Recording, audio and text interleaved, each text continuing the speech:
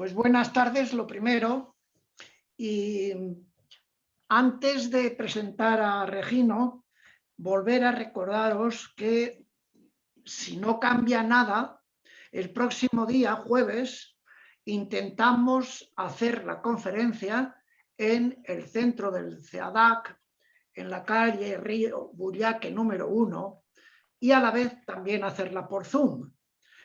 Esperamos que no cambien las cosas y que podamos comenzar a vernos, que os lo comunicaremos a través de un correo electrónico en los próximos días, y esperamos también poder comenzar a repartir algunos de los cuadernos que tenemos en la UMER desde hace tiempo. Dicho esto, paso a presentar a Luis Regino Mateo del Peral, que es un conferenciante nuevo en la UMER, pero un conferenciante muy bregado ya en otros muchos sitios. Regino es miembro numerario del Instituto de Estudios Madrileños, fue también profesor tutor de Historia en la UNED y fue jefe de Departamento de Programación Cultural del Ayuntamiento de Madrid durante muchos años. Aprobó por oposición la plaza de técnico de Administración General de la rama jurídica del Ayuntamiento y desde ahí estuvo fundamentalmente trabajando en aspectos culturales. Llevó un programa de cultura por los barrios durante muchos años y otra serie de programas y proyectos que no es cuestión de relatar ahora. También se ha distinguido su labor de investigador de Historia de Madrid y ha publicado diferentes libros en distintos momentos y desde distintos ángulos. Trabajó sobre el Madrid medieval, ha hecho también un libro sobre la Navidad en Madrid, Madrid y San Isidro, el quinto centenario del monumento de la Concepción franciscana en Madrid, etc. Tiene también otras publicaciones sobre el siglo XVIII, sobre la época de Carlos III, y sin duda él nos puede hacer llegar algunas de estas publicaciones o conferencias de las que ha hecho, una serie de ellas en la Fundación Ibercaja, que también fueron grabadas y que están en YouTube para quienes quieran verlas. Por último, decir que su labor municipal le permitió hacer en distintos momentos los pregones de fiestas de San Isidro, tanto en Madrid como en Barcelona como en otros lugares, y también fue galardonado precisamente por este tipo de tareas y nombrado como socio de honor de diferentes entidades y asociaciones.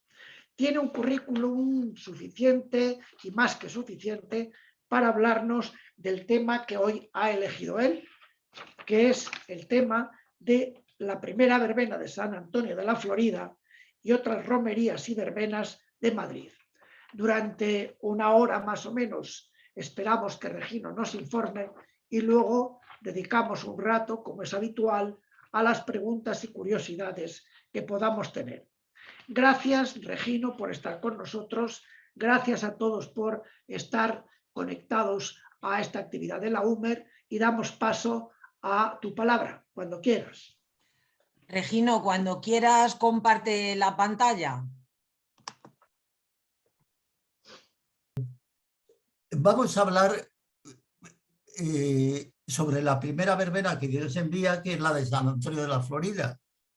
Pero también quisiera explicar, aunque sea brevemente, otras romerías y verbenas que se celebran en Madrid a lo largo del ciclo festivo anual, ¿no? El ciclo festivo anual, vamos a hablar de romerías y verbenas, ¿no?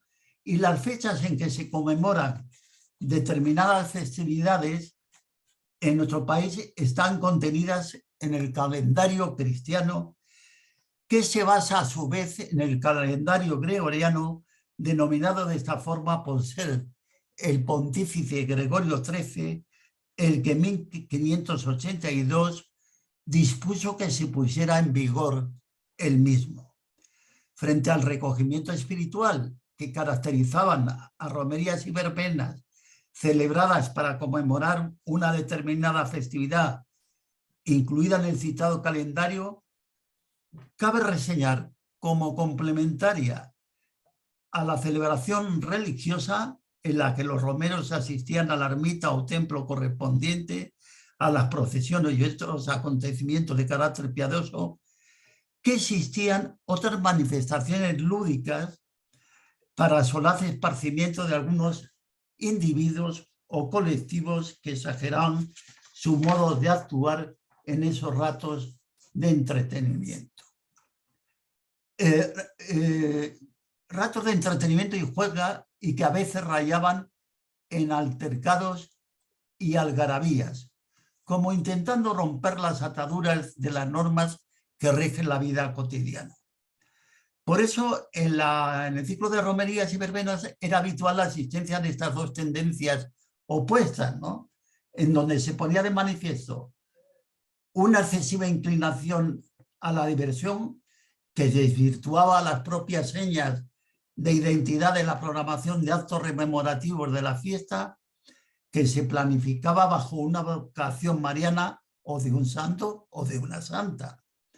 El desenfreno y desmadre trastocaba el espíritu de la romería o la verbena, ya que se producía el quebrantamiento de la normativa civil y eclesiástica y costumbres inherentes a una determinada festividad.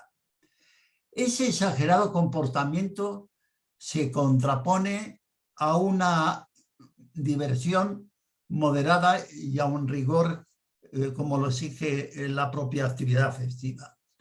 Y la algarabía podía en determinados momentos revestir tintes de peligrosidad y causar daños a personas y cosas, y enfrentaba a la organización y ciertos colectivos o individuos que desoían cualquier consejo y no respetaban las normas dictadas al respecto. Entonces vemos que dentro de estas actividades lúdicas y religiosas es propia de las romerías y verbena, ¿no?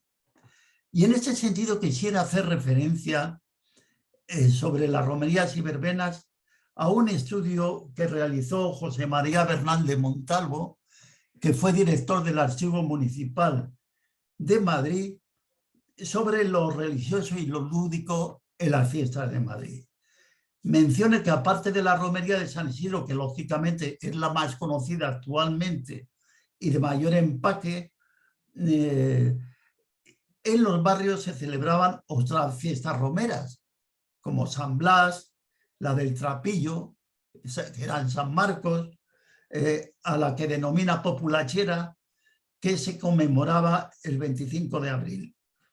Asimismo cita la señorial, que era la de Santiago el Verde, y otras posteriores sin matizar si eran romerías o verbenas, como las de San Antonio, San Juan, el Carmen, San Lorenzo, la Paloma y el Pilar. Esto luego serían verbenas, como veremos.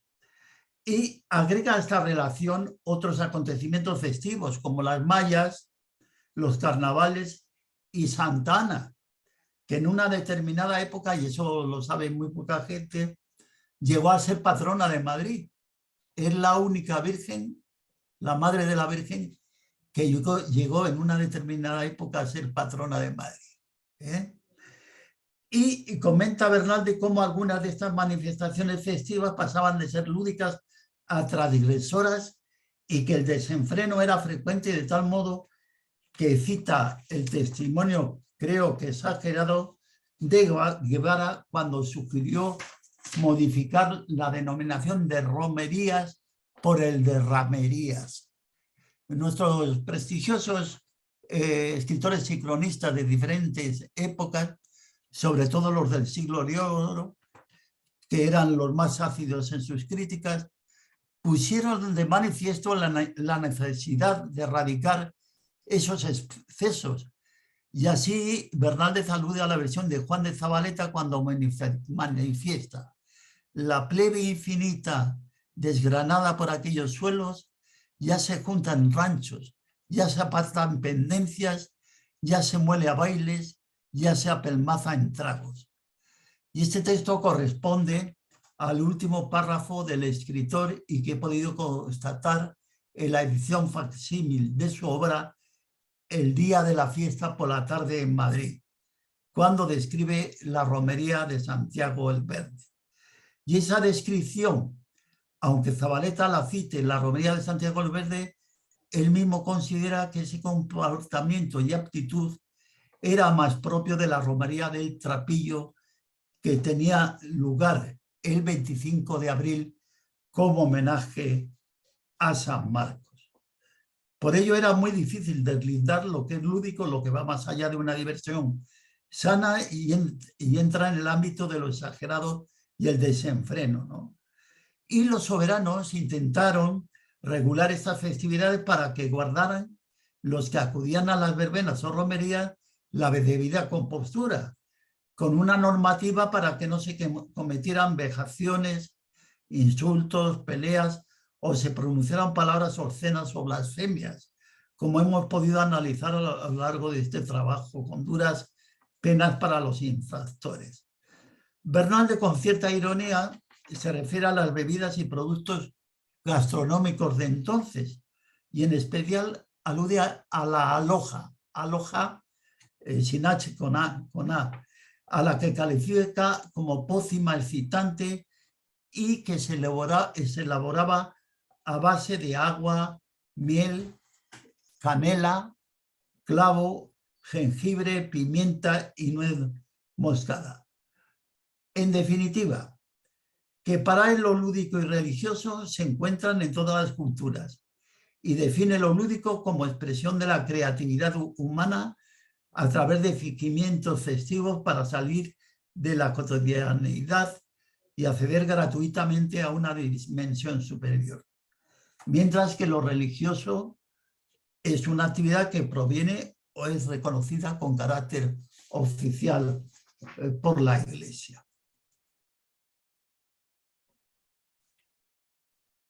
¿Cuáles son las diferencias entre romerías y verbenas? Podemos analizar, pues, la diferencia entre romería y verbena, aunque ambas se realicen o se celebren bajo la advocación mariana o de un santo o santa, ¿no? El sustantivo romería procede del término romero, que se aplicaba al caminante que iba en romería con bordón y esclavina, en recuerdo de aquellos primeros peregrinos que se desplazaban a Roma, Caputum Mundi y Città Eterna, centro neurálgico del cristianismo y posteriormente del catolicismo. Después, por extensión, el término romería se asignó a las peregrinaciones que por devoción iban a una ermita o santuario situados en un paraje campestre.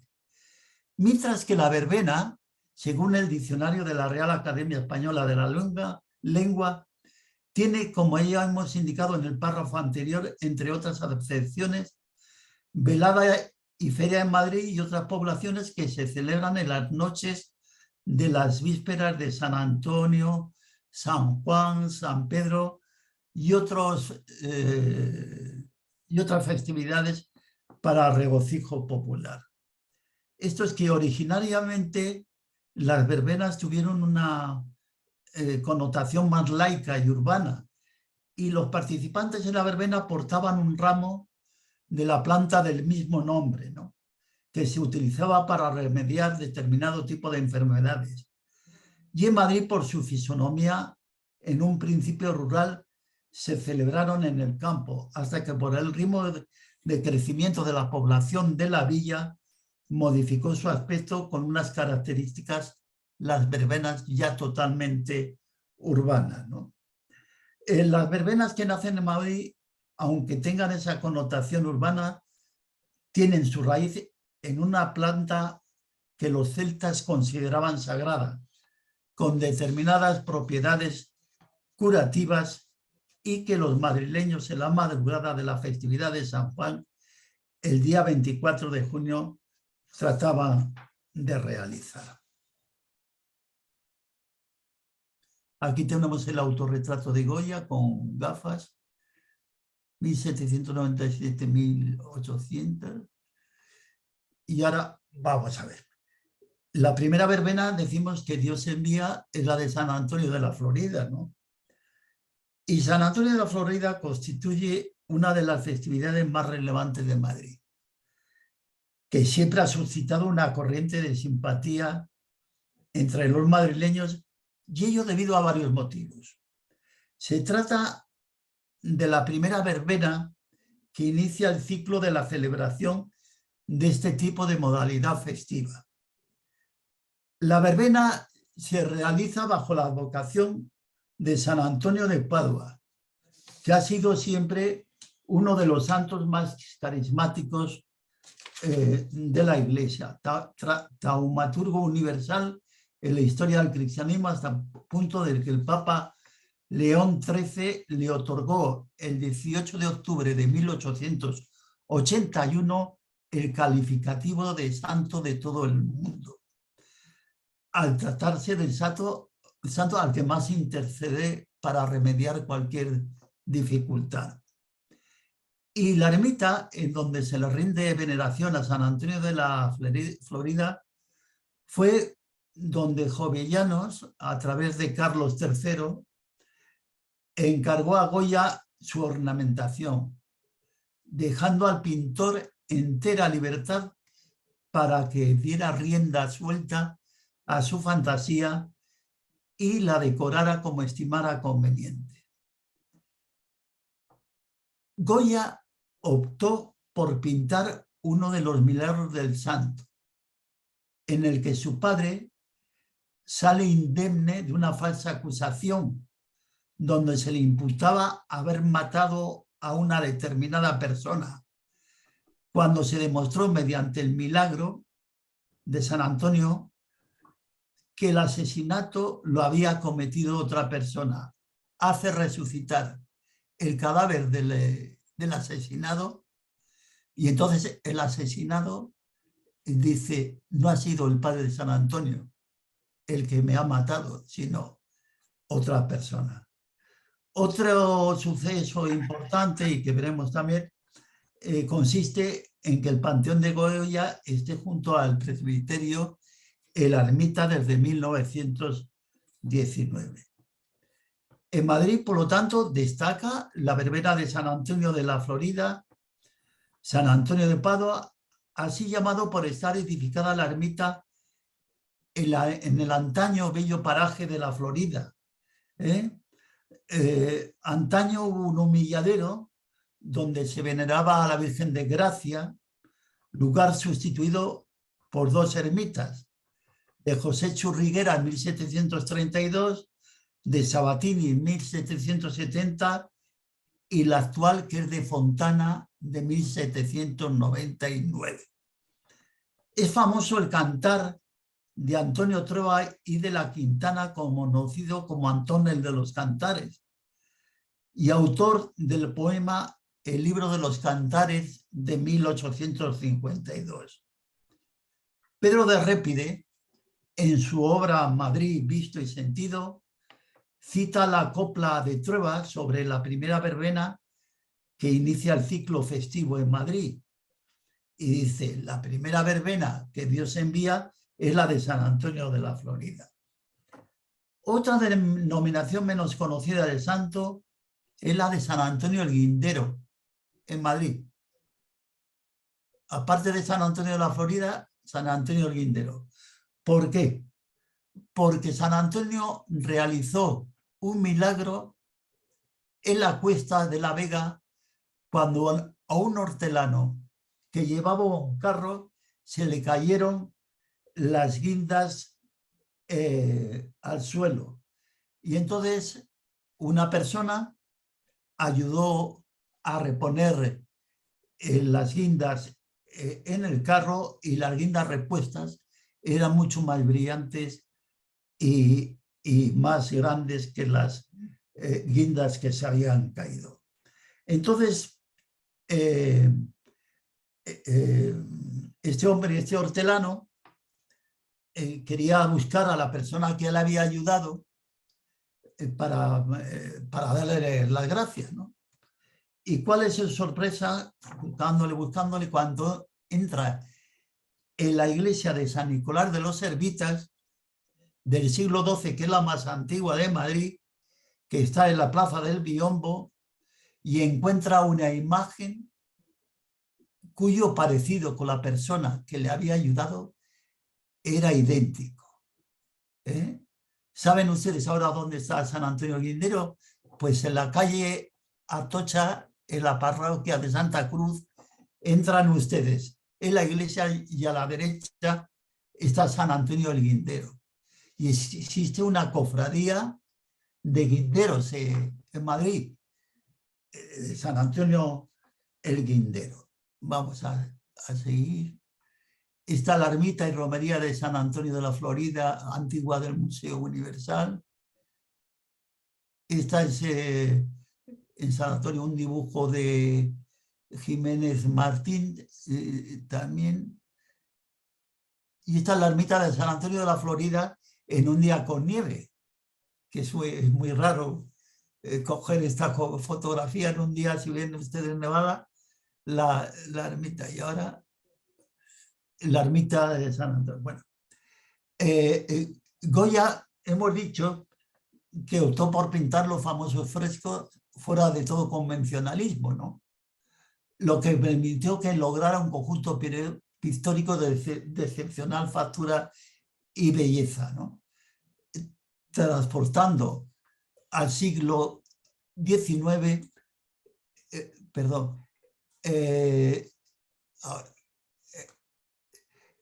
los milagros acaecidos en la Lisboa del medioevo, que constituye el principal argumento de este hecho sobrenatural. Y se refiere al acontecimiento que pintó en la cúpula, cuando resucita, ya lo he dicho antes, a un hombre asesinado, quien le manifiesta que la autoría de su muerte correspondía a otra persona diferente a su padre, a quien sepultaba dicho crimen. Seguimos, este es el interior de la ermita. Si lo ven ustedes. Estos los frescos. Miren qué bonito. Aquí está en la cúpula. Este es San Antonio. Aquí en el centro de la cúpula es donde está la imagen de San Antonio, personajes apoyados en las barandillas y están viendo cómo hace el milagro San Antonio de la Florida.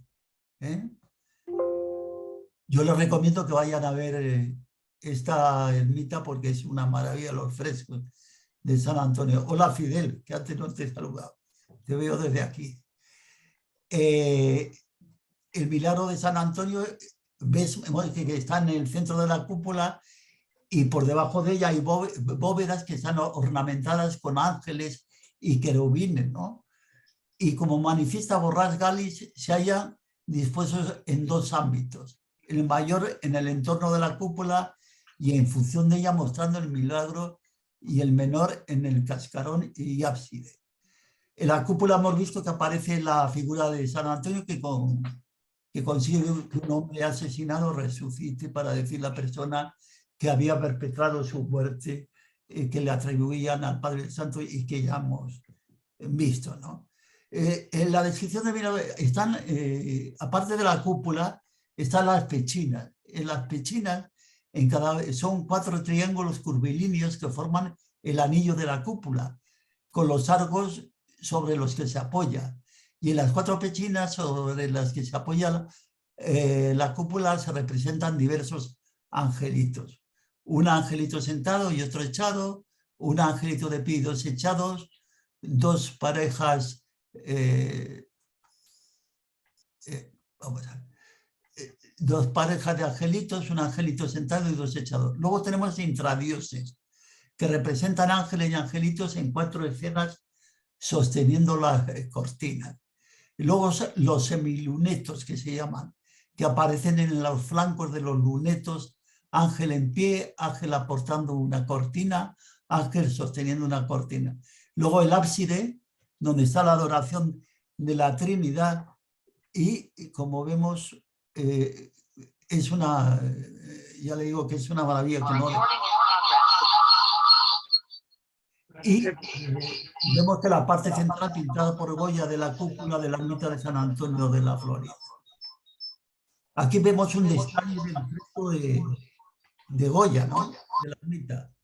Luego la cúpula. Y luego tenemos aquí el Panteón de Goya. Vamos a ver. Goya murió en Burdeos, en el cementerio de la Grande Chartres, en 1828. Posteriormente, sus restos fueron trasladados a España y el 29 de noviembre de 1919 recibieron solemne sepultura en esta capilla elegida por Alfonso XIII como el lugar más propicio para que albergaran dichos restos, además de los de su consuegro Goicoechea. Y el hecho que los dos cuerpos se hayan enterrado juntos se debe a la duda que había sobre cuál hubiera podido ser el cuerpo de Goya. Y cuando se procedió a la apertura por primera vez del mausoleo, la sorpresa fue que no se encontraba el cráneo del pintor, el cerebro del pintor. Y diversas hipótesis se barajaron sobre su desaparición, entre las que se manifiesta que el cráneo se utilizó para estudios frenológicos. La frenología es una antigua teoría que actualmente no tiene ninguna validez, pero que fue una cosa impresionante el hecho de que no apareciera el cráneo de Goya. Luego tenemos cómo es Jovellanos, fueron encargados a Goya por la Real Orden de Su Majestad Carlos IV, ¿no? Con el objetivo de decorar esta ermita vinculada al Palacio Real. Los frescos son un reflejo de las cualidades artísticas sin que lo realice por un problema de fe o escepticismo, ¿no? Goya efectúa sus frescos conforme a la pintura de su tiempo, donde encuentran acomodo y expresión de las nuevas ideas estéticas que, además de lo bello, oscilan entre lo pintoresco y lo sublime. Jovellanos fue amigo de Goya, al que por encargo del rey contactó con Goya para la realización de los frescos. Ustedes saben, ha habido un debate a lo largo de la historia en que si en España hubo o no ilustración, y como en Francia y otros países. Y entonces, mientras Menéndez Pelayo decía que en España no había habido ilustración, Richard Herr y Antonio Lorza dice que sí, que había habido ilustración. Pero la ilustración española fue una ilustración muy sui generis, en el sentido de que hay una compatibilidad en España entre fe y razón. Por eso se decía que los españoles ilustrados eran unos perfectos cristianos ilustrados, mientras que en Francia no, y en otros países, ¿no? Y el primer gran ilustrado es el padre Feijóo, que era benedictino, y el último gran ilustrado es Jovellanos. Son 4 las generaciones de los ilustrados españoles: el padre Flórez de Estrada, Campomanes, etcétera, ¿no? Y entonces seguimos. También, Leandro Fernández Moratín, fue amigo de Goya y visitó los frescos ya a punto de concluir, ¿no? Los frescos de San Antonio de la Florida, ¿no? Y aquí tenemos Goya, el baile de San Antonio de la Florida, o baile a orillas del Manzanares, 1776-1777, Museo del Prado. En el atardecer de esa orgía verbenera entre el día y la noche, como dice la bella prosa poética de Palacios, luna lunera cascabelera pone su claridad, sus tonos plateados sobre la ermita y los contornos costumbristas de la Florida, mientras suben y bajan los caballitos dando vueltas y vueltas con un viaje de noria sin fila y sin destino. El baile a orillas del Manzanares constituye la pintura que mejor refleja una de las escenas campestres más ilustrativas de cómo se divertían los madrileños en la festividad de San Antonio. Este cartón lo entregó el pintor en 1977 y la pintura es conocida también no solamente como baile a orillas del Manzanares, sino también como baile de San Antonio de la Florida. Francisco Moreno, en San Antonio de la Florida, Historia y Arte, los festejos de junio, menciona la discreción literal que el genial artista aragonés realiza de su obra pictórica, manifestando Goya que se trata, cometía bastantes faltas de ortografía Goya, entonces lo que voy a leer tendrá faltas de ortografía, ustedes no lo ven porque lo tengo yo, pero verán como dice, un baile a orillas del río Manzanares, dos majas y dos majos que bailen seguidillas y otros que hacen música. Uno de ellos canta con la guitarra, otro acompaña con una bandurria y otro en el mismo término que con las manos lleva el compás. Detrás de estas hay otra maja y otras dos que se ven por entremedio que están en el mismo grupo. Más cerca del río, si lo aprecian ustedes, hay un militar con una maja en conversación. Aquí están, al fondo, en conversación. Y otra que del baile ha ido a beber al río. Hay varios despojos de capas y sombreros a primer término y los lesos se ve un poco de Madrid por San Francisco. Ya digo que era habitual que él cometiera varias faltas de ortografía. Y la popularidad de la verbena propició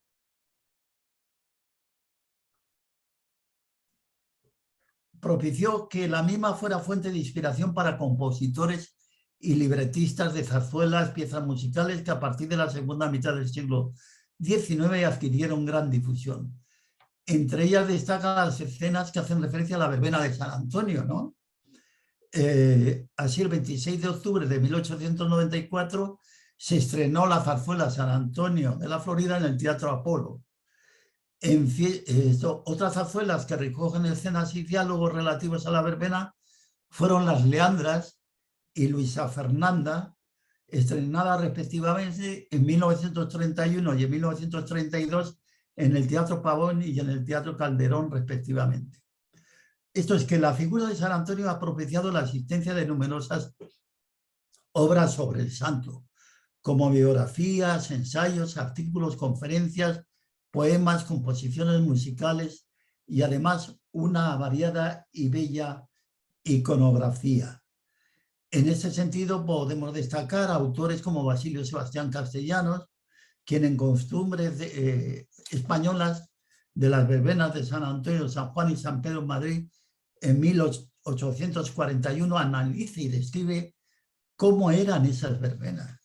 También Pascual Madoz, en 1847, en su Diccionario Geográfico, Estadístico e Histórico, reseña en el apartado de romerías, verbenas y otros regocijos las características de las verbenas madrileñas. En concreto se refiere a las de San Antonio de Padua, San Juan Bautista, San Pedro Apóstol y Nuestra Señora del Carmen. Igualmente Ángel Fernández de los Ríos, en su guía de Madrid manual del madrileño y del forastero, realiza una breve historia de las diferentes ermitas construidas en honor de San Antonio desde 1720 a 1792, concluyendo su descripción al manifestar que el día 12 y 13 de junio se celebra junto a la ermita de San Antonio una romería que, si no es tan concurrido como la de San Isidro, tiene el doble carácter de verbena.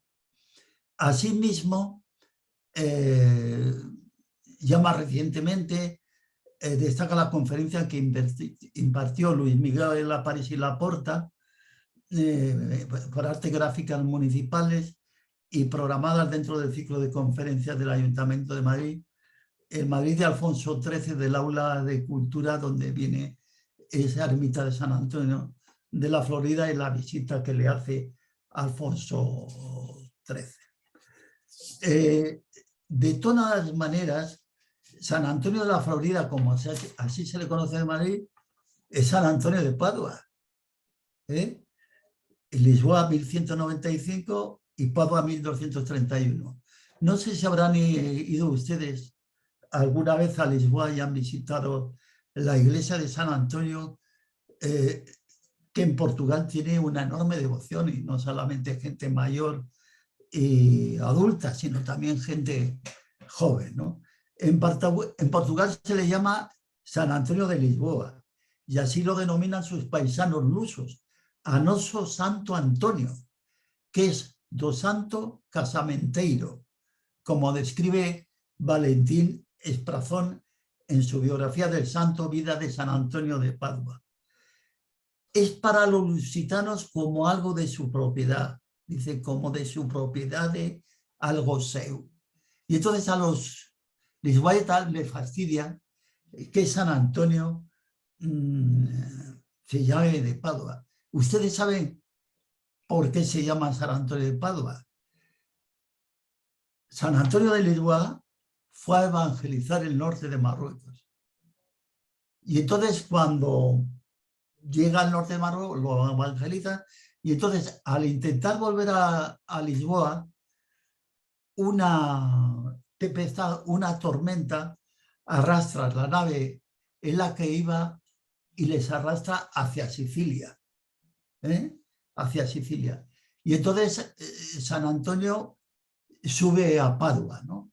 Y entonces los italianos se apropian un poco, como siempre, ¿no? San Nicolás de Bari, también los italianos se apropiaron de él, y está la Basílica de San Antonio de San Nicolás de Bari, y tenemos también la Basílica de San Antonio de Padua. Y llegó incluso a conocer a San Francisco de Asís, ¿no? Ya hemos hablado también del Guindero y el tranvía número 8, que era a comienzos del siglo XX, existía un famoso tranvía, el número 8, que partía de la Puerta del Sol y que transportaba a la verbena a los pasajeros que se desplazaban a la ermita para honrar al santo y disfrutar con las atracciones y bailes. En ese sentido, para glosar la prestancia y el garbo del viajero, se acuñó el famoso dicho popular que todos conocerán: más chulo que un 8. Y también describe a San Antonio José Gutiérrez Solana, y para él, en vez de verbena, es romería, en una excelente descripción, ¿no? Y entonces vemos, para terminar un poco el tema y hablarles un poco de la primera verbena, Nina Epton, en la antología para un viajero de Hugh Thomas, en la segunda mitad del siglo XIX, describe en un breve texto que incorpora Hugh Thomas en su obra Madrid, una antología para el viajero, sus impresiones sobre la festividad de San Antonio de la Florida, la capital del reino. En este sentido, manifiesta que los que acuden a la verbena son componentes de todo un abanico social, desde los refinados adolescentes de la calle Serrano hasta las gitanas de Alta Vivira que acuden para decir la buena aventura. Prosigue manifestando que era habitual ataviarse de Manolo y respecto a las jóvenes pone de manifiesto las características de su atuendo con sus mantones de Manila y flores en el pelo que les confieren un aspecto elegante y vistoso. Se detecta la huella de Goya en las alegres escenas pintadas en la cúpula que se alza al otro lado de la calzada. Continúa Epton su narración haciendo especial hincapié en el significado e importancia de los alfileres que portan esas jóvenes, que son pequeños imanes que una vez santificados con agua bendita y acompañados de una ferviente plegaria a San Antonio, le proporcionarán sin falta un novio a la muchacha, aunque manifiesta Epton que las más hermosas son las primeras a las que aguardan una multitud de muchachos dispuestos a lanzarlas piropos e invitarlas a bailar. Sigue la escritora detallando otros pormenores de la fiesta, como cuando las muchachas ponen una vela al santo y el momento en que un sacerdote le presenta una reliquia para que la bese. Asimismo, Epton describe cómo la pila del agua bendita, donde van a parar los alfileres de las jóvenes, se halla ya medio llena, ¿no? Igualmente llama su atención el hecho de contemplar a una muchacha rolliza que parecía rozar la treintena y que por consiguiente necesita un novio con urgencia. Epton queda sorprendida por la fe de esta mujer que después de rezar al santo mete su mano en la pila y se la hieren 3 alfileres. 3 alfileres que colgaban de su palma y se alzó la falda y prendió los alfileres en el dobladillo de la enagua. La curiosidad de Epton motivó que preguntara a la mujer a qué se debía esa acción de recoger los alfileres y guardarlos de esta forma, y ésta le manifestó que era para estar más segura. Lógicamente, esa acción garantizaba que ese año encontraba el novio que deseaba sin necesidad de tener que volver al año siguiente para realizar el mismo ritual. Y decimos que la primera verbena es la de San Antonio de la Florida, ¿no? Y Miguel de Unamuno, que fue colaborador del diario El Sol, entre los cuyos fundadores se encuentra Ortega y Gasset, publicó diversos artículos sobre Madrid que encabezaba con la denominación de comentario. Y en este sentido destacamos el correspondiente al 10 de junio de 1932, que tituló Orillas del Manzanares, en donde cita a Antonio Trueba, su paisano, que en 1852 publicó su libro de los cantares. Y es famoso el cantar del mencionado Antonio Trueba y de la Quintana, natural de Montellano, en Vizcaya, que alternó su residencia entre Madrid y Bilbao, conocido popularmente con el apelativo de Antón, el de los cantares, sobre la verbena con la que se procede a la apertura del ciclo festivo verbenero de Madrid. Trova del siguiente tenor literal, ¿no? Como lo hemos dicho antes, la primera verbena que Dios envía es la de San Antonio de la Florida. Varios escritores e investigadores nos relatan diversas coplas sobre la verbena de San Antonio. Unamuno especifica cómo en la segunda mitad del siglo XIX Trueba canta la siguiente copla, ¿no? Antonio Trueba: vosotros los que bajáis el domingo por la tarde a bailar a las alegres praderas del Manzanares, ¿no habéis visto en la Florida, media oculta en el ramaje, la pobre casita blanca de Antón, el de los cantares?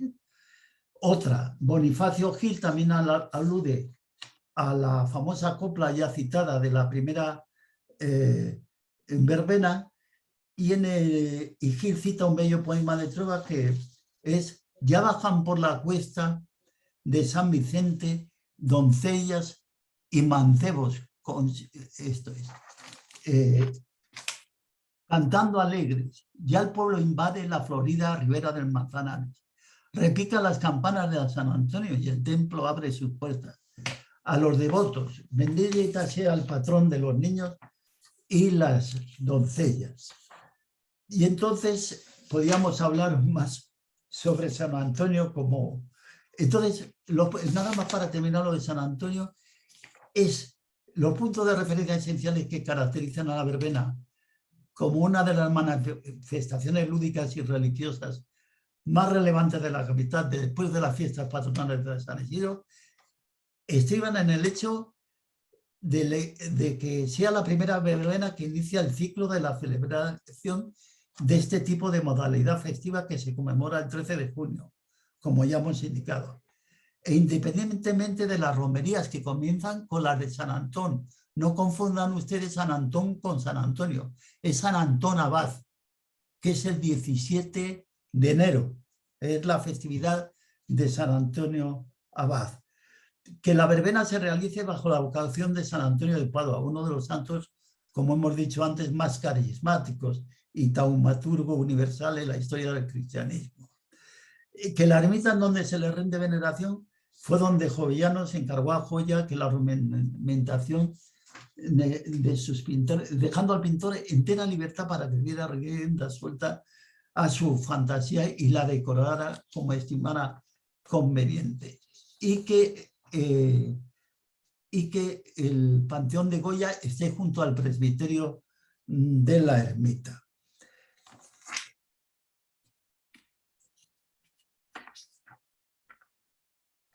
Luego tenemos, esto ya hemos visto, San Antonio del Guindero, como ven ustedes, las famosas guindas que les decía. Aquí está el milagro de la Cuesta de la Vega. Aquí la verbena. Aquí otra verbena de San Antonio de la Florida, todas estas que les estoy ya. Otro cuadro de la verbena. El monumento a Goya en la glorieta de San Antonio de la Florida, y este fue regalado por su autor, José Yáñez, al Estado en 1890 y se colocó en el Museo del Prado, ¿no? En 1921 fue cedido al ayuntamiento y su emplazamiento estuvo en la primera casa consistorial del Ayuntamiento de Madrid, en la Plaza de la Villa. Yo lo he visto allí cuando trabajaba en el ayuntamiento de jefe del Departamento de Programación Cultural.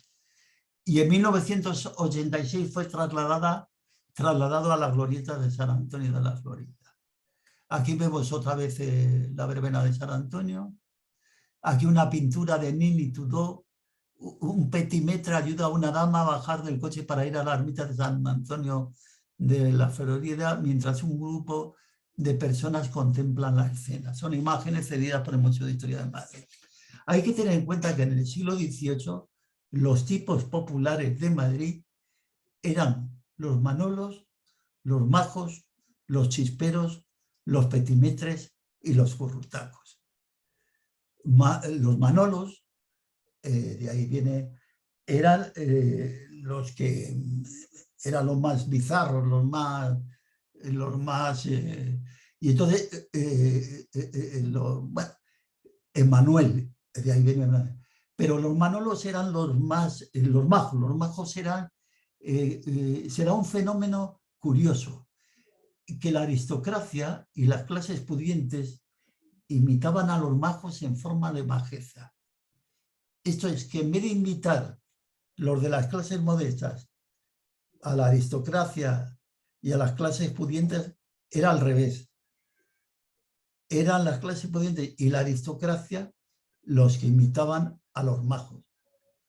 Los majos provenían de Maravilla, los manolos de Lavapiés y los chisperos de Barquillo.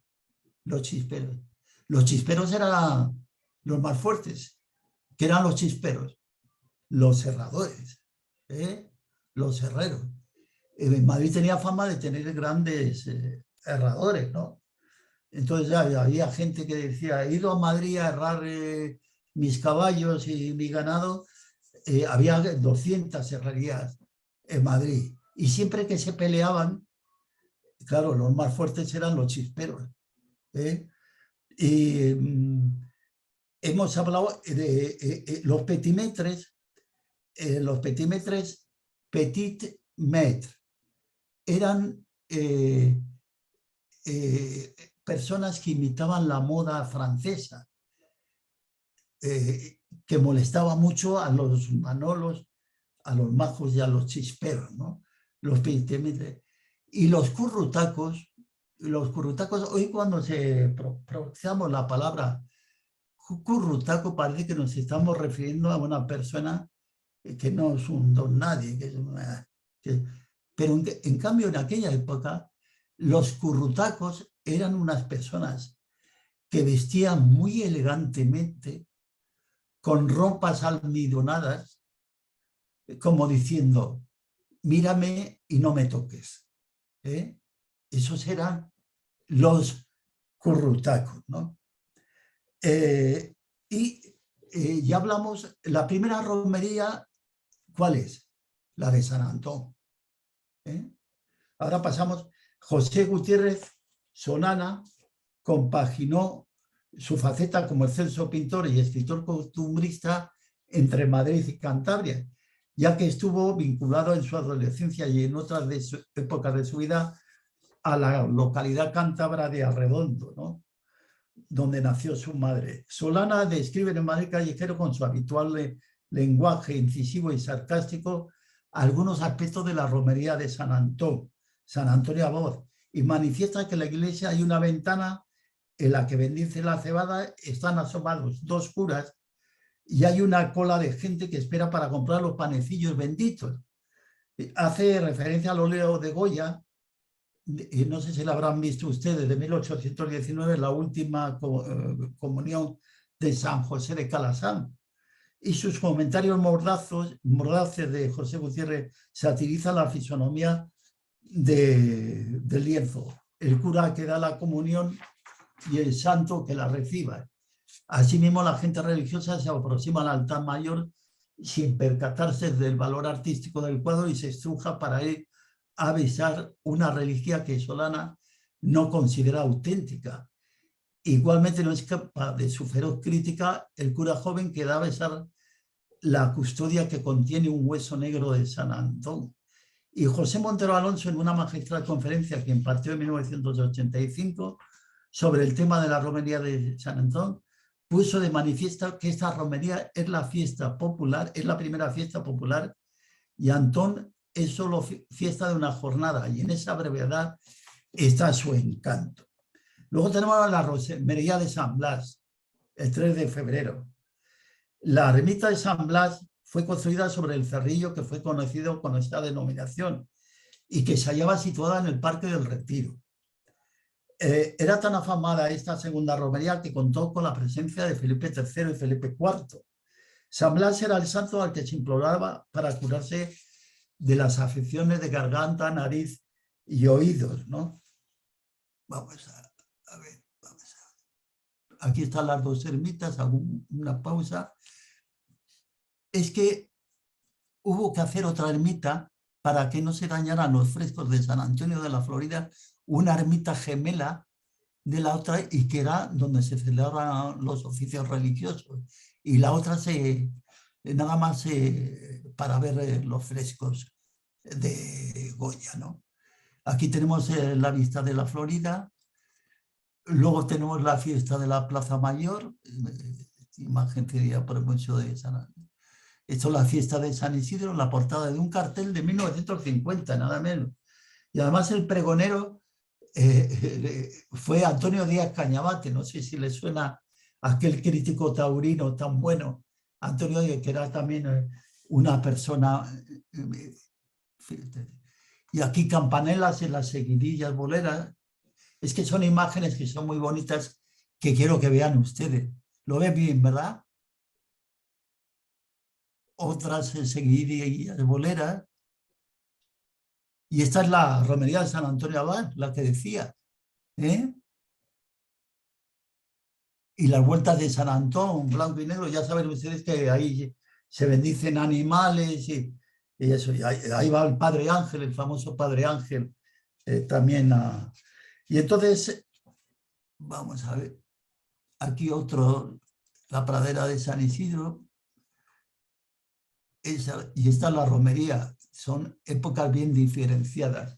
Está la gallina ciega del Museo del Prado de Goya, y está la romería de San Isidro. Seguimos con estas, otras. Bueno, decimos que con la bendición, para curarse de las afecciones San Blas de la garganta, nariz y oídos, y se le imploraba al santo con la siguiente copla: con la bendición de San Blas vas a coger la verbena, pedirás que la garganta el santo te la ponga buena. Existen respecto al santo otras expresiones como la de por sangrar la cigüeña verás, o también o por San Blas el besugo atrás. Posteriormente, en el siglo XVIII, Carlos IV ordenó al arquitecto Villanueva que se levantara en el Altozano el observatorio astronómico. Y la ermita de San Blas estaba en un momento de decadencia y abandonada, y Villanueva solicitó que fuera derribada. Ahora se intenta restaurar la ermita de San Blas. Y luego también tenemos la romería del Santo Ángel el 1 de marzo y la del Trapillo el 25 de abril. El día 1 de marzo se conmemoraba la festividad del Santo Ángel de la Guarda en la ermita situada en la casa de campo donde se hallaba la puerta del Ángel. Y Quevedo criticaba el derroche que suponía la excesiva proliferación de fiestas. Y decía: las gargantas de San Blas con almuerzos y meriendas son garrotillo del pobre que las paga y no las prueba. Otra copla reseña marzo para las mujeres con un angelito en pieza, y aunque es ángel de la guarda, no admiten lo que se profesa. Y la original romería del Trapillo, que se conmemoraba el día 25 de abril, bajo la advocación de San Marcos, ¿no? Y la denominación, ¿a qué se debe? A que los peregrinos acudían a la ermita, a la entonces puerta de Fuencarral, vestidos con andrajos y trajes deteriorados, y el estamento nobiliario disfrutaba presenciando esa comitiva de romeros, como describe Sáenz de Robles, Federico Carlos Sáenz de Robles, cuando reseña que iban los nobles a ver el trapo y los plebeyos a orearlo. De ahí ha quedado la costumbre de decir: voy de trapillo hoy, no voy elegante. De ahí viene esa cosa, aludiendo a una persona que viste de un modo cómodo e informal, que no necesita ese día vestir de etiqueta. Y luego tenemos también las mayas, que eran las fiestas populares del ciclo de primavera en la Comunidad de Madrid, ¿no? La llegada del mes de mayo tiene unas características especiales dentro del calendario festivo. Y ese mes es el que más se vincula con la fecundidad y el renacimiento de la naturaleza en todo su esplendor. Festividad muy popular en Madrid y se celebraba en diversos barrios y calles madrileñas. Manifiesta González que tanto Mele y González Palencia en su obra La Maya de 1948 como Julio Caro Baroja en La Estación del Amor realizan un pormenorizado estudio sobre el origen de la maya, que proviene de épocas pretéritas. Esto es que la maya se vincula con la Cruz de Mayo, y alude González a la revista La Esfera de Madrid de 1915, en la que se cita la invención de la Santa Cruz, a la que se asocia con los ritos más característicos del 1 de mayo. Así reseña que fue costumbre añeja y de origen oscuro la de plantar un álamo con citas y luminarias en las plazuelas. Al pie del árbol tomaba asiento la moza más bella. Los barrios más famosos en Madrid, que adquirieron notoriedad por presentar las mallas más hermosas, fueron los de San Millán, la Morería y la Puerta de Moros, ¿no? Y con el tiempo el árbol se sustituyó por la Cruz de Mayo. Y en Madrid las jóvenes elegían entre sí a las que consideraban más hermosas. Y tenemos la romería de San Isidro. Yo no sé de tiempo, no quiero cansarles, de todas maneras, Fidel, ¿puedo seguir? Sí, 5 Entonces, minutos, así más o menos, si puedes, y ya ¿cuánto tiempo? Es que no quiero cansarles tampoco. como 5 minutos o así, y ya pasamos al del diálogo. Bueno, ¿cuánto me has dicho? 5 o 6. 6. Bueno, la romería de San Isidro en la pradera fue inmortalizada por los pinceles de Goya, ¿no? En un magistral óleo titulado La pradera de San Isidro de 1788. Muy elaborado, y en la que el pintor refleja el peregrinaje de los romeros a la pradera. El cuadro sorprende por su calidad y elaboración tan minuciosa, ¿no? También Goya es autor de otra obra que se halla igualmente en el Museo del Prado, denominada La ermita de San Isidro. Otro lienzo ya muy posterior del pintor es el que se enmarca dentro de ser denominadas pinturas negras, titulado La romería de San Isidro, que son completamente diferentes. Y este cuadro fue realizado por el artista en su Quinta del Sordo, y en él figuran una serie de personajes esperpénticos y grotescos que se dirigen a la pradera el día de la romería. No hay duda que Isidro nació en Madrid, y parece que en el año 1082. Y en la fiesta del santo patrón prácticamente ha desaparecido una vieja tradición, que era la asistencia de los Isidros, denominación que recibían aquellos campesinos que se desplazaban a Madrid de lugares próximos y que solían acudir fundamentalmente a la romería de la pradera. Eran personas de aspecto tosco, curtidos por el aire, que llevaban una vestimenta que les distinguía de los demás. Eran objeto de bromas y timos por parte de desaprensivos que se aprovechaban de la ingenuidad y desconocimiento de la capital. Eran víctimas, como indica Pedro de Répide, de engaños por listos, que les cobraban entregándoles a cambio un documento para que pudieran pasear por la Puerta del Sol o por el Prado, o que les vendían un supuesto billete de un tranvía, igualmente les otorgaban licencia para poder beber en las fuentes públicas. Estos que les tomaban el pelo como las películas estas de Tony Leblanc, más o menos en ese contexto. También cuando la espera de los reyes hacían creer a una incauto que los reyes venían por un lado cuando venían por otro. Y en ese trasiego el pobre paleto o el pobre que venía de los pueblos acababa totalmente agotado. Pero lo importante es que se pensaba, con Carlos III, Jovellanos encarga a Goya un cuadro nada menos de anchura de 7,5 metros para el dormitorio de las infantas en el Palacio del Pardo.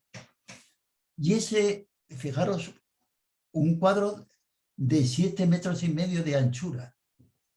Y entonces se muere Carlos III y entonces no le queda más remedio a Goya que hacer un cuadro pequeño de 0,98, pero que es un cuadro maravilloso, ¿no? En una parte está dividido en dos mitades. Desde una parte se ve el Madrid, el Palacio Real, la Basílica de San Francisco, y en otras partes están aglomerados todos los romeros que iban a... Y dice, la gran romería, dice Gutiérrez Solana, que se celebra en esta ermita, es la primera y más importante de Madrid, siendo inmenso el gentío que ahí existe.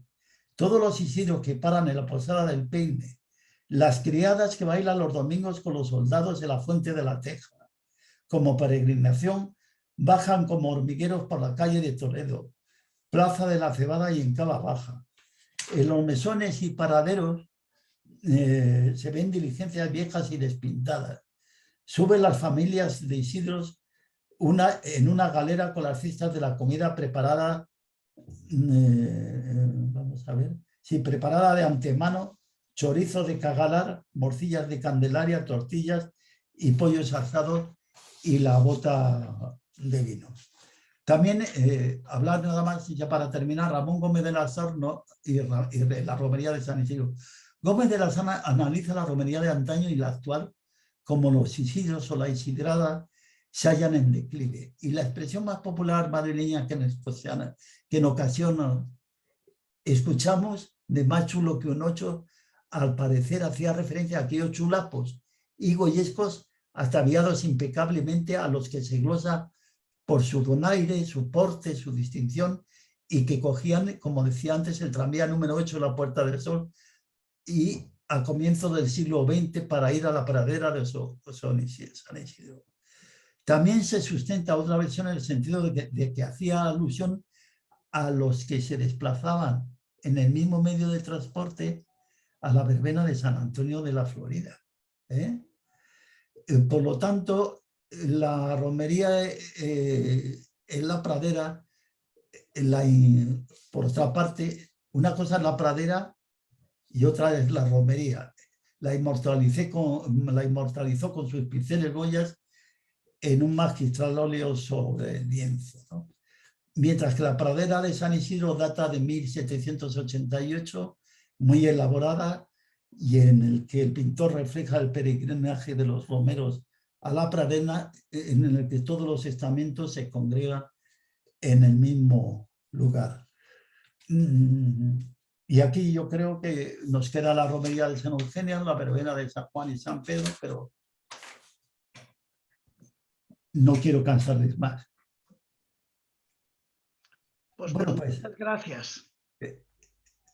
De nada, siento lo que ha ocurrido al principio con el ordenador.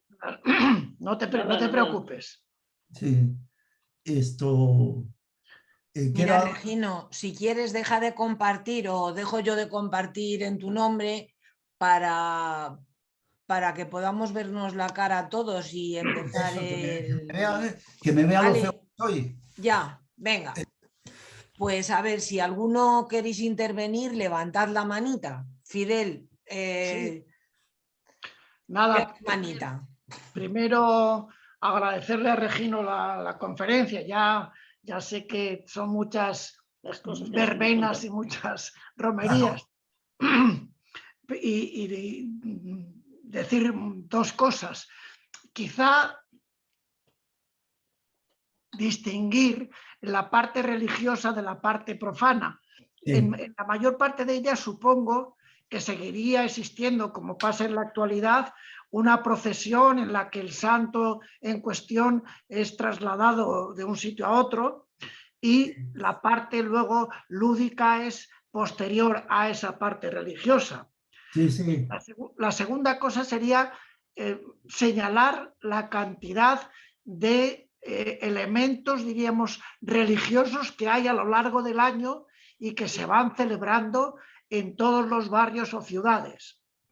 Y por último, decir al comienzo, cuando nos has contado bueno, pues las algarabías, las cosas que se sucedían, que parece que cuando ahora hay un festejo y hay algunos tumultos en la ciudad y gente que se pasa un poco, que no es que sea ahora cuando únicamente sucede, que viene de siglos para que no nos escandalicemos tanto a veces con lo que pasa en la actualidad. Nada más, gracias. Sí, quería Fidel, sí, que está bien añadir algo sobre la conferencia que no lo he dicho. No ha sido siempre en el transcurso de la historia la verbena de San Antonio de la Florida la más antigua de Madrid, puesto que ya en el siglo XI nada menos, eran ya los madrileños aficionados a divertirse en romerías y verbenas, celebrándose durante 3 noches en los días de San Juan y San Pedro en las inmediaciones de la ermita Atocha. Y entonces de este modo se aseveraban los eruditos basándose en un libro árabe que fue propiedad de Kashir, en el que, refiriéndose a la fortaleza del Majerit musulmán como una de las plazas más considerables del reino moro de Toledo, se manifiesta que en la noche de San Juan y San Pedro se tenía que reforzar la vigilancia de las murallas por las verbenas de San Juan y San Pedro, porque los infieles y enemigos de Alá se juntaban con los siervos de este y recorrían los campos con lascivos bailes y gritos de alegría, así como los hombres como las mujeres en velos que tapasen sus rostros corrían desordenadamente. Esto que siempre ha habido esa parte lúdica en todas las... ocurre lo mismo, pero menos en las procesiones de Semana Santa también. Hay gente que no guarda el debido respeto, ¿no? Aunque menos. La romería hay gente bueno, y entonces los soberanos estaban con las normativas para ver si castigaban a los, o multaban a la gente que se pasaba de tono.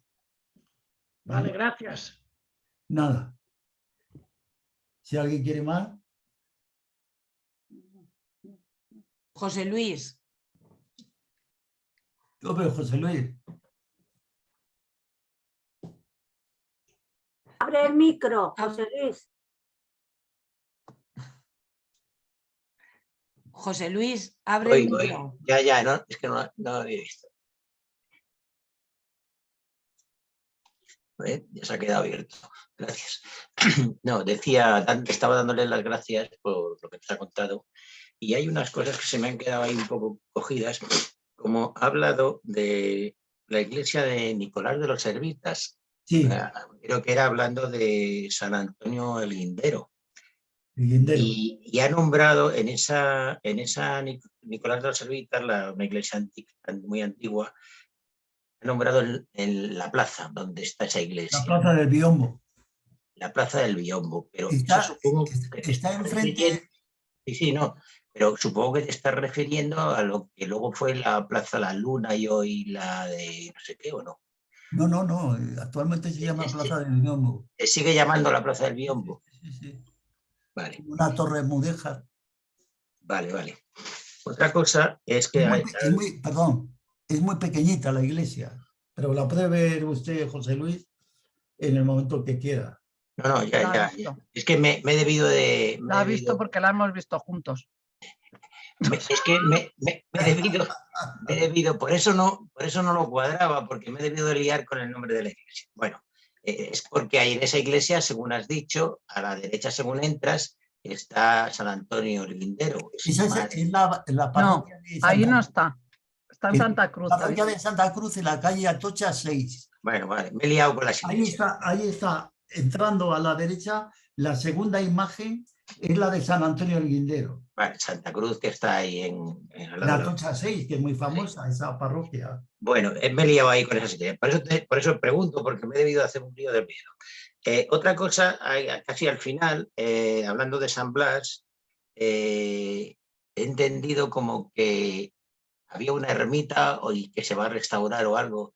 Sí. Lo que se llama o se llamaba el Cerro de San Blas, donde está el cerrillo de San Blas. Es que hay intentos de intentar... Sí, pero la localización es el Cerro de San Blas del Retiro de Alfonso XII. Sí, ahí es. Sí. Vale, pues nada más y muchas gracias. Nada, encantado. ¿Alguien más? Que todavía no voy a cenar, me podéis preguntar. Yo no veo a nadie que tenga la manita levantada. Así que si os parece, muchísimas gracias, Regino, por la conferencia. No. Si os parece, ahora sí que nos abrimos los micrófonos y le damos un fuerte aplauso a Regino por esta conferencia. Habrá estado bien. ¿Te ha gustado? Lo que pasa es que es una conferencia la teníamos que haber dividido en dos partes. ¿Verdad? Porque es muy larga. Las verbenas de San Juan y San Pedro. Habrá otra vez. Y les quiero decir, esto agradezco. Yo he venido aquí a darles una conferencia a través de, eso lo sabe el Revilla, a través de un gran amigo, Carlos Dorado, que no sé si estará oyendo, que fue director de la